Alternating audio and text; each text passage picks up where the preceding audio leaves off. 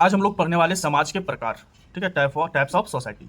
चलिए ध्यान देते हैं कि इसमें क्या होता है और किस प्रकार से इसमें क्वेश्चन बनेंगे। और बहुत इंपॉर्टेंट टॉपिक ये है हमारे सामाजिक भूगोल के लिए। तो विश्व के विभिन्न भागों में पाए जाने वाले मानव समाजों में पर्याप्त भिन्नता पाई जाती है। बोला जा रहा है कि विश्व में अलग अलग भागों में जो मानवों द्वारा बनाए गए समाज है उसमें अलग अलग भिन्नता है ना, अलग अलग कुछ भिन्नताएं पाई जाती हैं। यह भिन्नताएं समाज के व्यवसाय, संस्कृति, सामाजिक व्यवस्था, आवास आदि के रूप में परिलक्षित होती है। कहने का मतलब कि जो मानव समाज अलग अलग तरह से पाए जाते हैं उसमें किस किस प्रकार का भिन्नता है, ठीक है। तो एक तो उसके व्यवसाय, कामकाज के, सांस्कृतिक रीति रिवाज के, दूसरे में सामाजिक व्यवस्था, रहन सहन के, और आवास, उसके घर, ठीक है, रहने का स्थान, ये सारे चीजों में भी भिन्नता पाई जाती है। आइए, विभिन्न आधारों पर समाज के अनेक प्रकार हो सकते हैं जिनमें प्रमुख अंगीकृत है, यानी कुछ कुछ ऐसे पॉइंट है जिसे बहुत विशेष माना गया है। तो आइए हम लोग उसके बारे में अब चर्चा करते हैं। आप ध्यान से सुनते चलेंगे और याद करते चलेंगे तो आपका सारा क्वेश्चन, जिस भी प्रकार से आपको घुमा करके भी क्वेश्चन अगर पूछा जाएगा ना, तो भी आप उसके जवाब को देने के लिए तैयार रहेंगे। आइए स्टार्ट करते हैं पॉइंट के अनुसार। सबसे पहले अगर इसमें पॉइंट देखें तो व्यवसाय तथा संस्कृति पर आधारित वर्गीकरण है।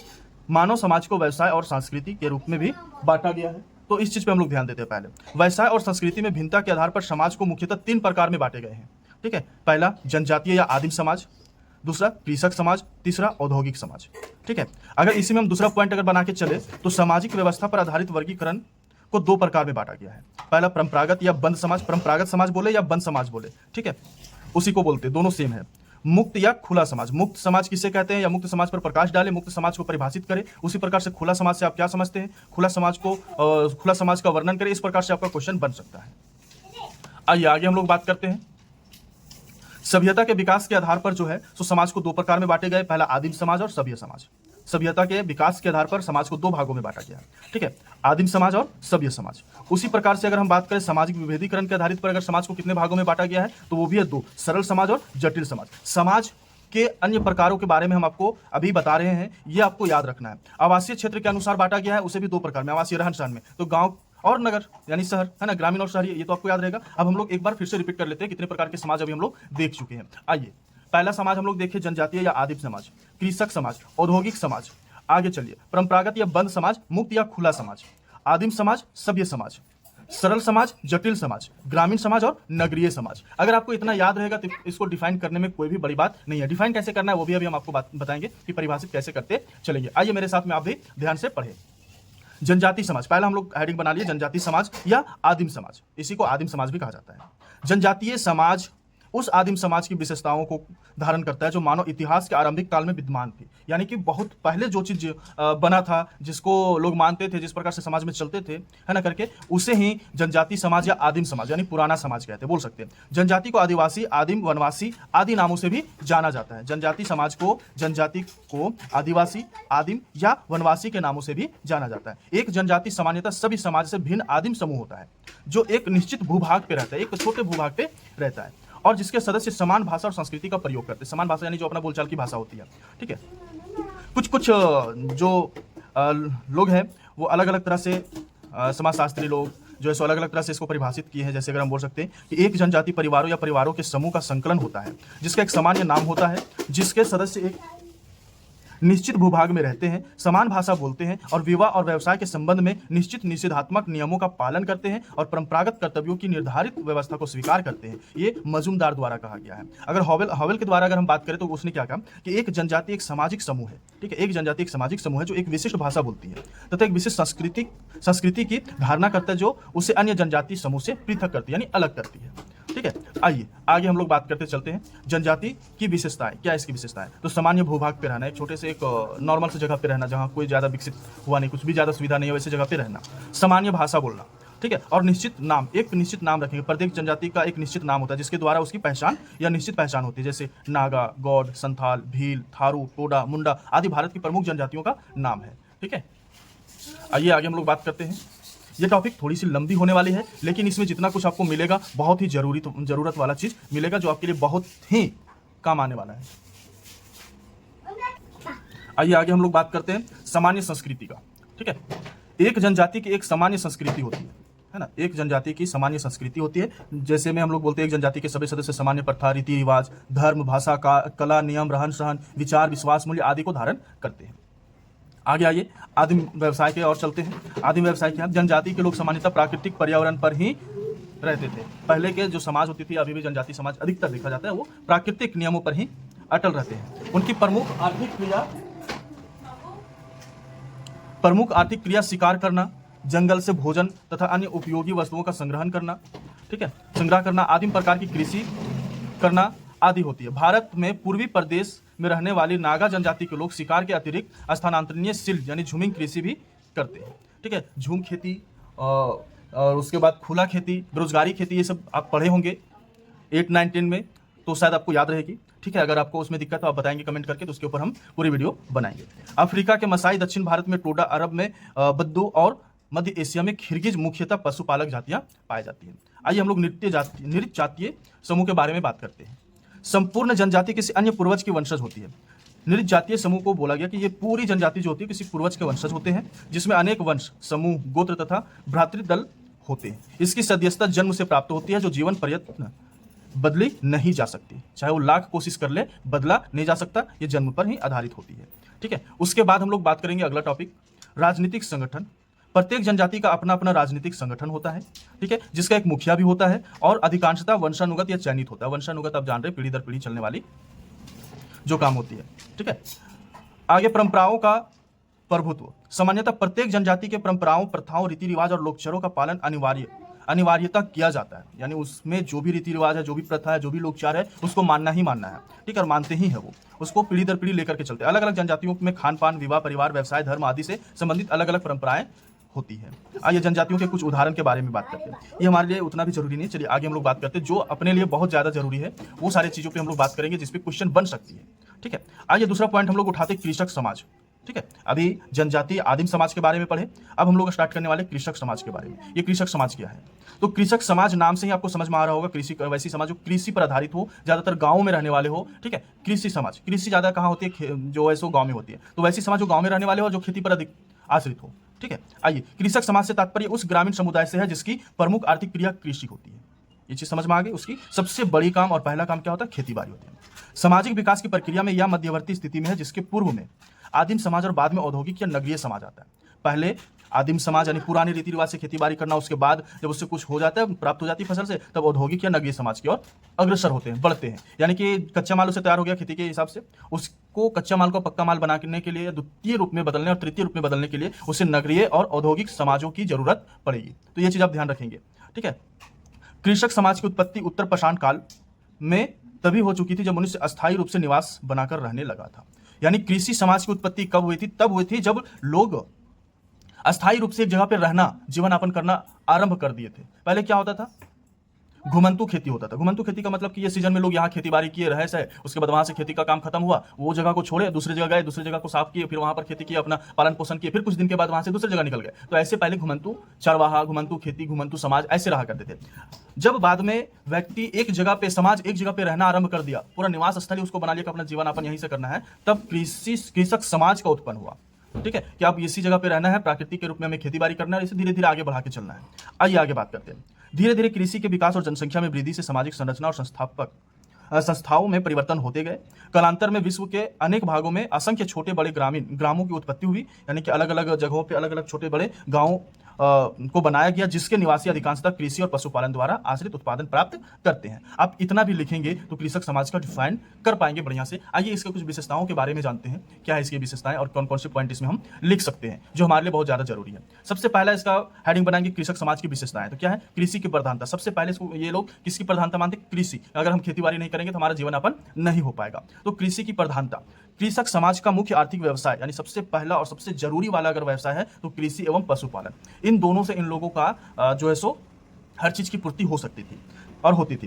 कृषक खेतों को जोतकर उसमें विविध प्रकार की फसलें, यानी अलग अलग प्रकार की फसलें उगाते हैं, जिससे प्राप्त उत्पादन अर्थव्यवस्था का आधार होता है। ठीक है, कुछ लोग कृषि के साथ ही सहायक व्यवसाय के रूप में पशुपालन भी करते हैं, पशुओं को बेचना, उससे डेयरी उत्पादन करना। ठीक है, ये सब, और पशुओं से दूध, मांस, चमड़ा आदि प्राप्त करते हैं। कुछ लोग केवल पशुपालन ही अपनाते हैं। भारतीय समाज में कृषक समाज के अंतर्गत ऐसे लोग होते हैं जो प्रत्यक्ष रूप से कृषि में संलग्न नहीं होते। यानी कि बहुत सारे ऐसे समाज है, बहुत सारे ऐसे लोग हैं जो केवल कृषि पर ही निर्भर नहीं होते, वो अलग अलग तरह के काम भी करते हैं, लेकिन वे अपनी सेवाएं देकर कृषि कार्य में सहायता देते हैं तथा कृषक समाज के अंग बने भी रहते हैं। ठीक है, ये कृषि की प्रधानता के बारे में हम लोग चर्चा किए। ग्रामीण समुदाय प्रणाली के बारे में बात करेंगे। कृषक समाज का आधार ग्रामीण समुदाय प्रणाली होती है। कृषक परिवार ग्रामों में रहती है, यानी गांव में रहती है। तो ये पूछा जाएगा कृषक समाज कहाँ रहती है, अगर ऑब्जेक्टिव पूछा जाए तो गांव में रहती है। शहरीय, नगरीय, या पूछा जाएगा तो नगरीय या तो ग्रामीण, तो आप वहां पर ऑप्शन दे सकते हैं ग्रामीण। ठीक है, फसलों की देखभाल पारस्परिक सहयोग तथा सुरक्षा की दृष्टि से कृषकों ने समूह में रहना आरंभ किया, जिससे ग्रामों की उत्पत्ति हुई, यानी गांवों की उत्पत्ति हुई। ग्राम सामाजिक जीवन का वह स्थल होता है जहां कृषक परिवार अपना संपूर्ण जीवन व्यतीत करता है। ग्राम सामाजिक जीवन का वह स्थल है, ठीक है, गांव सामाजिक जीवन के वह जगह है जहां खेती करने वाले परिवार अपना संपूर्ण जीवन यानी पूरा जीवन व्यतीत करता है, बिताता है। ग्रामीण जीवन पारस्परिक सहयोग, एकता तथा प्रेम एवं अपना तत्व की भावना पर आधारित होती है। ठीक है, आइए आगे हम लोग बात करते हैं। ग्रामीण जीवन सरल तथा सद्गुणपूर्ण और औद्योगिक या नगरीय समाज की तुलना में कम जटिल होता है। आइए भू स्वामित्व के विभिन्न रूप के बारे में बात करते हैं। कृषक समाज में भू स्वामित्व की विविधता पाई जाती है ना। भूमि का स्वामी, किसी के पास ज्यादा है, किसी के कम है, ऐसे। इसमें भूमि स्वामी, पर्यवेक्षी कृषक समाज, काश्तकार, फसल बटाईदार, भूमिहीन खेतीहर, मजदूर आदि सम्मिलित होते हैं। भूस्वामित्व के विभिन्न रूप होते हैं, तो उसमें से देखो कुछ जो है तो बहुत, भूस्वामी का मतलब उसके पास बहुत ज्यादा जमीन है, ठीक है, जमींदार जिसको हम लोग बोलते हैं। पर्यवेक्षी कृषक समाज, जो दूसरे का खेती भी करके अपना जीवन यापन करते हैं, अपना भी करते हैं। काश्तकार, कुछ ये क्या बोलते हैं उसको, लेन देन करने वाले, या फिर साहूकार के रूप में उसको मान सकते हैं, है ना। या फिर उसके बाद फसल बटाईदार, उसके बाद भूमिहीन खेतीहर, भूमि जिसके पास कुछ भी भूमि नहीं होता है, वो दूसरे के खेती पर ही मजदूरी करके अपना जीवन यापन करते हैं। ठीक है, भूस्वामी वे होते हैं जो स्वयं खेती नहीं करते और खेतों को फसल भागीदारी के रूप में अन्य कृषकों को देते हैं। पर्यवेक्षी कृषक अपनी भूमि पर श्रमिकों द्वारा खेती करवाते हैं। ठीक है, और काश्तकार अपनी भूमि पर स्वयं कृषि करते हैं। काश्तकार क्या हो गया, अपने भूमि पर स्वयं खेती करते हैं। फसल भागीदार जो है ये वे होते हैं जो दूसरे की भूमि पर कृषि करते हैं, ठीक है, और फसल का निश्चित हिस्सा प्राप्त करते हैं। भूमिहीन खेतीहर मजदूर कृषकों के खेतों पर मजदूरी के लिए काम करते हैं, जिसके पास अपना कोई खेती बाड़ी नहीं होती है। आइए अगला हम लोग बात करते हैं परिवार की भूमिका के बारे में। परिवार एक आर्थिक इकाई के रूप में कार्य करता है। विभिन्न कृषि या पारिवारिक कार्यों को परिवार के सभी सदस्य मिलजुल कर पूरा करते हैं। और कृषक समाज में परिवार एक पूर्ण संगठित संस्था होती है, जिसके आधार पर ही विवाह, धर्म, व्यवसाय आदि आदि निर्धारित होते हैं। आइए धीरे धीरे हम लोग अपने पॉइंट को बढ़ाते चलेंगे ताकि वीडियो लंबी ना हो और आपको जल्दी से जल्दी अच्छे से अच्छे और ज्यादा क्वेश्चन समझ में आ जाए। साधारण श्रम विभाजन, साधारण ठीक है, साधारण श्रम विभाजन। कृषक समाज में श्रम विभाजन का स्तर अत्यंत साधारण होता है। परिवार और ग्राम के अधिकांश लोगों का व्यवसाय कृषि या पशुपालन होता है। यद्यपि लिंग और आयु के आधार पर कार्यों का विभाजन किया जाता है। ठीक है, लिंग यानी कि वो स्त्री है या पुरुष है।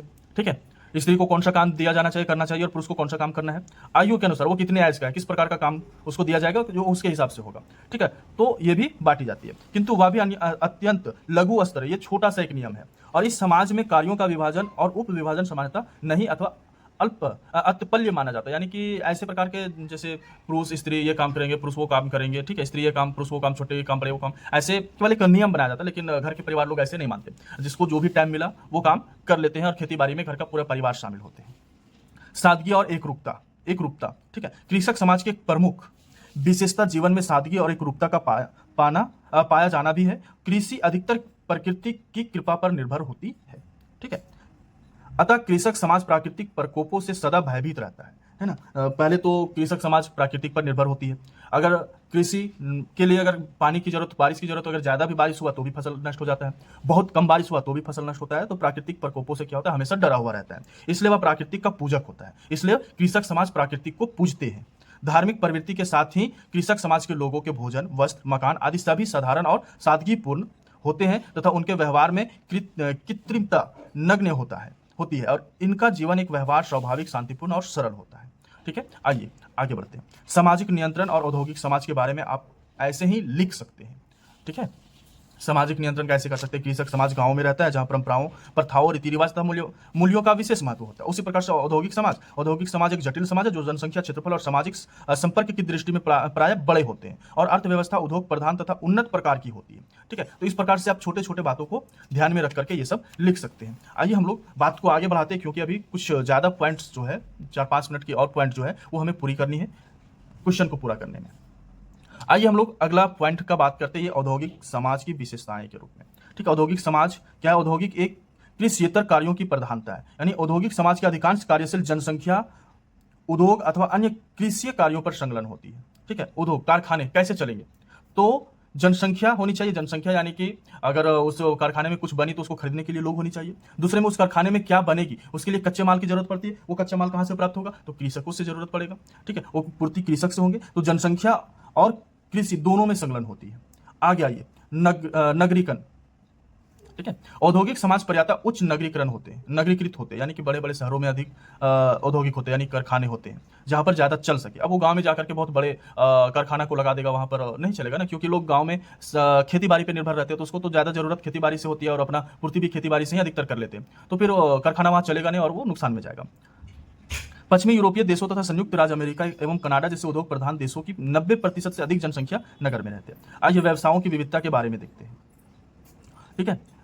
औद्योगिक समाज में व्यवसायों या आर्थिक क्रियाओं की विविधता और बहुलत पाई जाती है। उद्योग और व्यापार मंडल के साथ ही इस समाज में असंख्य छोटे बड़े व्यापार भी पाए जाते हैं। तो व्यवसाय में विविधता भी पाए जाते हैं, अलग अलग तरह के छोटे व्यवसाय, बड़े व्यवसाय, निम्न तरह के व्यवसाय, बहुत उच्च तरह के व्यवसाय ऐसे पाए जाते हैं। उच्च श्रम विभाजन भी होते हैं, कुछ ऐसे काम होते हैं जिसमें बहुत कम मेहनत करनी पड़ती है, कुछ में बहुत ज्यादा मेहनत करनी पड़ती है, ठीक है। नवीन सामाजिक वर्गों का उद्भव, तो नवीन समाजों वर्गों का, नवीन समाज यानी नए समाज का भाग बनना, ठीक है। कहीं अगर बड़े कारखाने लग गए, औद्योगिक समाज बन गई, तो वहां पर नए नए समाज बनेंगे, नए नए लोग आकर के बसेंगे, जनसंख्या बढ़ेगी, वहां की कार्यता बढ़ेगी, है ना, वो प्रगतिशील बनेगा।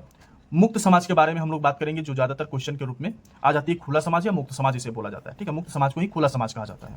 आइए, औद्योगिक समाज एक खुला समाज है। औद्योगिक समाज एक खुला समाज है जिसमें सामाजिक प्रतिबंध कम होते हैं। औद्योगिक समाज खुला समाज होता है, इसमें हर तरह के लोग आकर के काम कर सकते हैं, इसलिए इसमें कोई प्रतिबद्धता नहीं होती है या बहुत कम होती है। इसमें स्त्री पुरुष का जीवन अधिक स्वच्छंद होता है, यानी स्त्री हो या पुरुष हो, दोनों एक साथ मिलकर के काम कर सकते हैं, कोई उसमें रोक रुकावट नहीं होती है। स्त्रियों को भी शिक्षा, व्यवसाय, जीवन साथी के चयनित आदि में अपेक्षाकृत स्वतंत्रता प्राप्त होती है। और औद्योगिक समाज में समाज के सभी वर्गों के लिए उन्नति के मार्ग खुले होते हैं, चाहे वो किसी भी जाति या वर्ग के हो, ठीक है। आइए, सामाजिक बुराइयां तथा प्रदूषण के बारे में हम लोग देख सकते हैं। ये चीज आप खुद से भी लिख सकते हैं, प्रदूषण के बारे में जान सकते हैं कि औद्योगिक से यानी कारखाने से किस प्रकार से प्रदूषण होता है और हमारे समाज पर किस प्रकार से इसका असर पड़ता है, कमी हो सकती है, और उद्योग से और क्या क्या नष्ट होता है। ये आपको अपने दिमाग से लिखना है, क्योंकि ये बचपन से आप लिखते आ रहे हैं, है ना। कारखाने से प्रदूषण कैसे बढ़ती है, प्रदूषण पे अगर निबंध लिखे तो उस पर कारखाना का जिक्र जरूर होता है। धुआं निकलता है, गंदे पानी निकलती है, उससे अवशिष्ट पदार्थ निकलते हैं, है ना, अनेकों प्रकार की गैसें निकलती है। तो ये सब चीज आप लिख सकते हैं। चलिए फिर मिलते हैं अगले वीडियो में अच्छे क्वेश्चन के साथ, जिसमें से आपका 4-5 क्वेश्चन कवर हो जाएगा इसी प्रकार से। जय हिंद, जय भारत।